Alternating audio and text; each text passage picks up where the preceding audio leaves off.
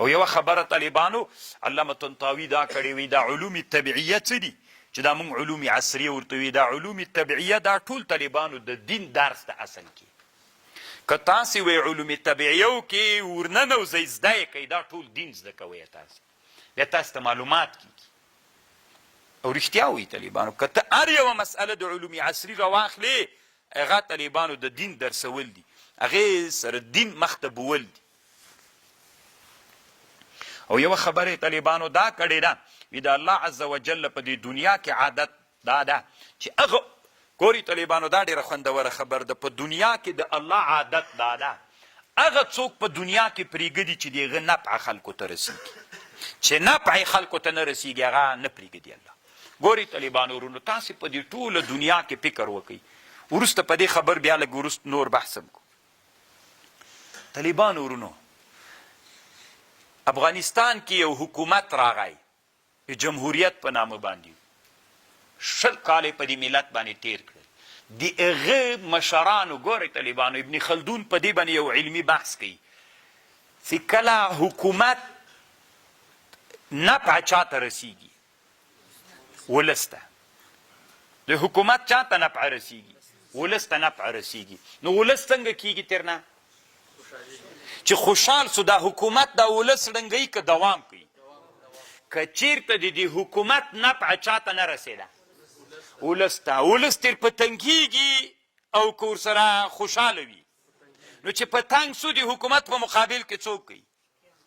قیام کوي نو چې قیام یې وکړو حکومت څنګه کوي نو د الله عادت هم دا ده چې په دنیا کې هغه ملت پرېږدي چې د هغه ملت چاته ګټه رسېږي چې چاته ګټه نه رسېږي بیا هغه امت الله عز وجل د مځکې له سر نه څنګه کوي الله یې لرې کوي طالبانو ان الله لا یغیر ما بقوم حتی یغیروا ما بانفسهم طالبانو له دې نه ورته استدلال کړی ده نو الله عز وجل دې موږ او تاسې څوک وګرځوي اوس ګوره طالبانو امریکایان چې راغلل طالبانو یو کاله پورې کراري ولګ یو کاله پورې کراري وه طالبانو ورونو الله عز وجل دې جلال الدین حقانی رحمه الله جنتونه نصیب کی نو طالبانو دوی د خاندان له اصلي طالبانو د جهاد سلسله له وزیرستان نه شروع سوله چې دا عاطفه طالبانو پر پیدا سوله استاد یاسر رحمه الله د عاطفه داسې وغوړېدله طالبانو ټول افغانستان ته خپره سوله اول کې طالبانو صرف داسې عملي جنبه یې نه درلودله خو کله چې عاطفه مکمله ژوندۍ سي بیا څوک غواړي ان الله لا یغیر ما بقوم تر څو تغییر نه راولي غرب و امریکا تر څو نه نسکوروي چې تر څو ته په ځان کې تغییر رانولي دا چې ځان کې تغییر راوسته حرکت ته دې شروع وکړله چې حرکت ته دې شروع وکړله تغییر راغی لاړ امریکا ورکه شوله دلته طالبانو داسې ورځ د ورځې خو سلو نه هم ډېرې طیارې داسې هلیکاپټرې تلې وراتلې دومره ډېرې به وي اوس بیخي ګړب ګړب اوري نه کراري ده دوی وایي چې داسې ده هېڅ شی هم نه ده موږ سم خوشحال یو صرف د یوه خبر خو به نه خود کوو دا خو د موږ حق ده څه وایي چې نظام باید داسې موږ مخته بوزو چې علمي بوزو چې ړنګ نه سي چې بیا د غربیان دې موږ وطن ته رانځي پښه هم رانه کېنږدي که راځي صاغرین و ذلیلي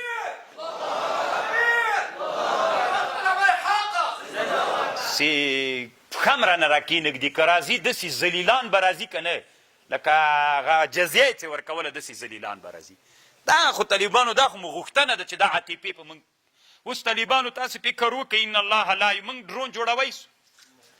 طیاره جوړوی سو ریل ګاډۍ جوړوی سو اټوم جوړوی سو بارود جوړوی سو ولې دا عاطفه په موږ کې څوک ده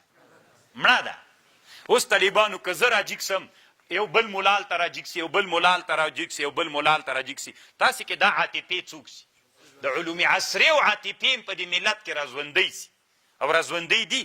یعنې ما درته ویلې یو پاکستاني طالب ما نه پوښتنه کړې وي زه بیخي لیونی سوی یم زه وایم چې دا به شروع کړم یوې بلې ښځې راته ویلي دا هم پاکستانۍ وله طالبانو میسج راته کړی و ملا وله طالبانو دا ښځې خو دا عاطفه وي دا ډېر وخت کېږي تا درسونه اورم ما کې د عاطفه راژوندی سي چې باید دا کار زه وکړم ټوکه نه ده طالبانو دا یو رښتونه یم ما نه لویې دورې کې طالب فارغ سو د نیمروز ولایت بس طالبانو د عاطفه پکې راژوندی سو ما ته ویلې زه نور درس نه کوم دغه باب ته ورځم ما دلته دې باب ته چېرته ولیږه باب خو پېژنئ نو طالبانو دا چې عاطفې په انسانانو کې راژوندی سي ان الله لس کاله بعد طالبانو دا قوم بدل سو کنه ډرون لري فابریکه لري بي پیلوټه لري هغه او دغه پرمختللي خو ان الله لا یغیر ما بقوم دا قوم کې تغییر نه راولي چې ډرون و فلان دا جوړ کړي حتی یغیر ما بانفسهم چې دوی څوک وکړي عاطفې طالبانو راژوندی کړي. اوس عاطفې به څوک راژوندی کړي؟ حکیمان و مربیان. خبر باندې پوه شو؟ دوی بیا څه وایي طالبانو؟ وي دا اوس ملیان چې دا خبرې کوي وي د دوی دا مقصد ده که نه چې له دین نه لرې سئ. دک کاپیر ته ګوره